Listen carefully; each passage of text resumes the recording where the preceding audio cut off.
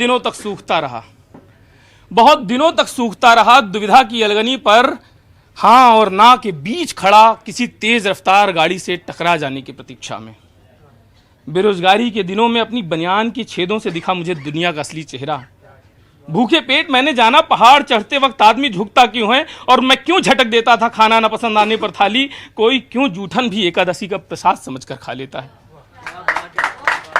प्रेम करते हुए मैंने अपने भीतर के आयतन को नापा, अपने घनत्व को तौला, कितना आदमी हुआ हूं, कितना जानवर बचा है, इसका ठीक ठीक हिसाब किया।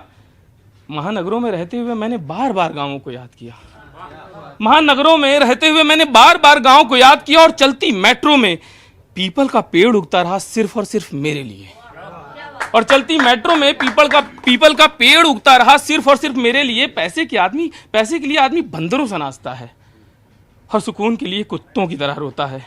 नितांत एकांत में समझा इसे मैंने। कविता लिखते हुए मैंने निष्ठुरता की ठीक ठीक समझ पाई। तुमको चूमते हुए दुनिया की सख्ती का पता चला। कातिल ने खंजर पर जिस शाम लिखा था मेरा नाम, उसी शाम मैंने जीवन को व्यर्थ कहा था, उसी शाम मैंने जीवन को व्यर्थ कहा था। खंजर धातु का ही बना हो, खंजर धातु का ही बना हो, ये जरूरी नहीं, और जरूरी ये भी नहीं कि खंजर ही हो, वो नजर भी हो सकती है, जैसे उस सेठ की थी और उस अफसर की भी, जिसने मुझे ऐसे देखा था जैसे कोई किसी की लाश देखता है, चेहरे पर अजीब भाव लिए, होंठ मुंह बिचकाते हुए, माथा चढ़ाते हुए। तुम्हारे पिता ने जिस शाम मेरे जेबों की तलाशी ली, उस शाम पैदल पैदल पहुंचा था तुम्हारे घर।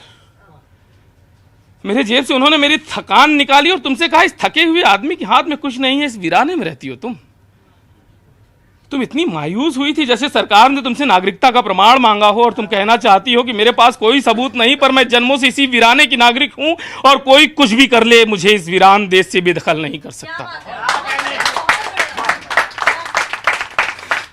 ये एक खूबसूरत खुशफहमी थी, ये एक खूबसूरत खुशफहमी थी जिसका शिकार होता रहा मैं उस दिन तक, जब तक तुम्हारे घर नहीं आए 200-250 लोग नाचते गाते, और मैं अगली सुबह तुम्हारी कार को आंखों से ओझल होने तक देखता रहा।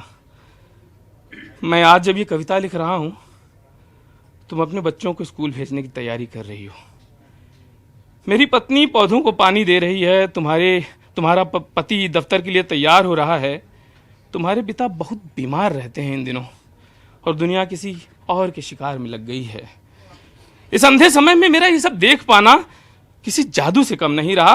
प्रेम में असफल आदमी कवि के साथ जादूगर भी बन जाता है, प्रेम में असफल आदमी कवि के साथ जादूगर भी बन जाता है। आज मेरे अकाउंट में आई है मेरी तनख्वाह, अपनी पत्नी को दिलाऊंगा तुम्हारे पसंद के झुमके। आज मेरे अकाउंट में आई है मेरी तनख्वाह, अपनी पत्नी को दिलाऊंगा तुम्हारे पसंद के झुमके। तुम अपने पति को खिलाना मेरे पसंद का खाना, और इस तरह नियति को चकमा देते हुए हम मिलेंगे उसी एक कमरे में जहां पकड़े गए थे पहली बार एक दूसरे को चूमते हुए।